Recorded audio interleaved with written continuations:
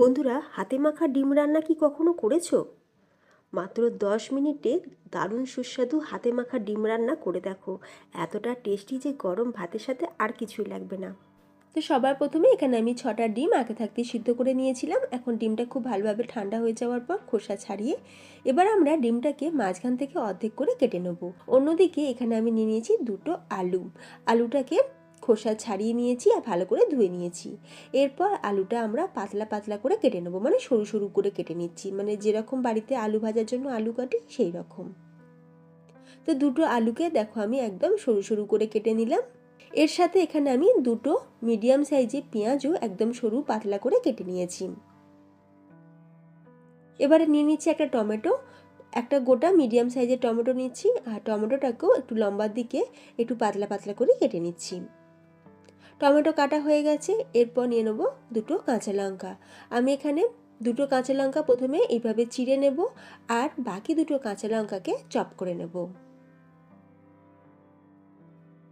খুব সহজে এই রান্নাটা হয়ে যায়। হাতে সময় খুব কম থাকলে বা রোজ একঘেয়েমি যদি ডিমের একই রকম রেসিপি খেয়ে বোর হয়ে যাও, তাহলে এই রকমভাবে একবার বানিয়ে খেয়ে দেখো। যেমন সময় কম, উপকরণ কম, তেমনি খুব তাড়াতাড়ি কিন্তু হয়েও যাবে। সব কিছু মোটামুটি কাটা হয়ে গেছে। এরপর একটা বোলের মধ্যে আমরা প্রথমে আলুটাকে দিয়ে দিলাম, তারপর এরই সাথে পেঁয়াজটাকেও দিয়ে দেবো। পেঁয়াজগুলোকে একটু ছাড়িয়ে দিচ্ছি।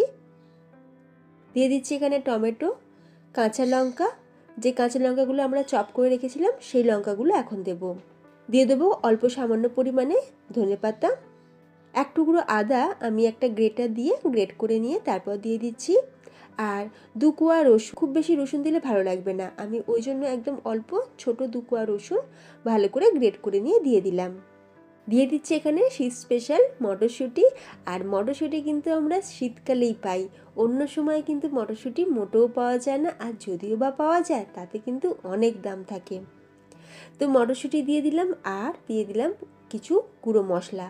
তো মশলার মধ্যে রেখেছি স্বাদ অনুযায়ী নুন, হলুদ গুঁড়ো দিয়ে দিচ্ছি হাফ চা চামচ, কাশ্মীরি লাল লঙ্কার গুঁড়ো দিয়ে দিলাম হাফ চা চামচ পরিমাণে দিয়ে দিলাম কালো জিরে, হাফ চা চামচ দিয়ে দিচ্ছি জিরের গুঁড়ো, 1 চা চামচ ধনের গুঁড়ো, অল্প সামান্য একটুখানি গরম মশলা গুঁড়ো দিয়ে দিলাম, মানে ওই 1/4 টিস্পুন পরিমাণে।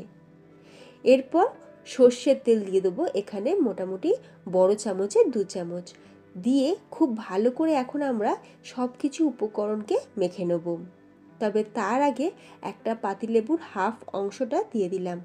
খুব সুন্দর একটা টেস্ট হবে, একটা চটপটা টেস্ট আসবে। সব কিছু দেওয়া হয়ে গেছে। এবার হালকা হাতে খুব ভালো করে আমরা সব কিছুকে মিশিয়ে নেবো বা মেখে নেবো। এরপর এর মধ্যে আমরা একটু জল দিয়ে দিলাম, মানে মশলাটা তো মেখেছিলাম, সব কিছুকে মেখেছিলাম, তো সেই হাত ধোয়া একটু জল দিয়ে দিলাম।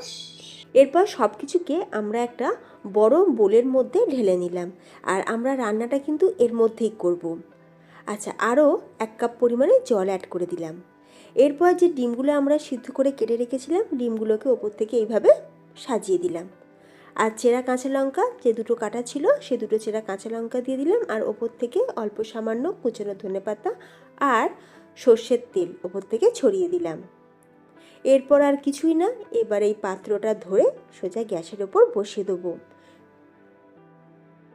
গ্যাসটাকে অন করে দিয়ে হাই ফ্লেমে প্রথমে আমরা 10 মিনিট এটাকে কুক করব। 10 মিনিট পর ঢাকনাটা খুলে দিয়েছি, নিয়ে এখন আমরা গ্যাসের ফ্লেমটাকে একদম লোতে করে দিয়ে আরও 2 থেকে 3 মিনিট ভালো করে ফুটিয়ে নেব। এরপর এখন আমরা একটা চামচ দিয়ে বা একটা স্প্যাচুলা দিয়ে আমরা প্রথমে আলুটাকে তুলে দেখব যে আলুটা বয়েল হয়েছে কি।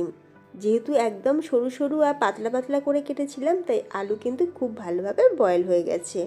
তো আরও কিছুক্ষণ আমি 2 মিনিটের মতন চাপা দিয়ে ফুটিয়ে নিয়ে গ্যাসটাকে অফ করে দিয়েছি। তো তৈরি আমাদের ডিমের বাটি চচ্চড়ি। শীতকালে ডিমের বাটি চচ্চড়ি একবার এইভাবে গরম ভাতের সাথে বানিয়ে খেয়ে দেখো, অসাধারণ খেতে লাগবে। তাহলে ফ্রেন্ডস, আর দেরি না করে শীত থাকতে থাকতে অবশ্যই ডিমের এই রেসিপিটি বানিয়ে খেয়ে দেখো, আর আমাকে অবশ্যই জানাবে তোমাদের কেমন লাগলো। যদি আজকের রেসিপি ভালো লাগে, ভিডিওতে লাইক, কমেন্ট আর চ্যানেলটা সাবস্ক্রাইব করে রাখতে ভুলো না। টাটা।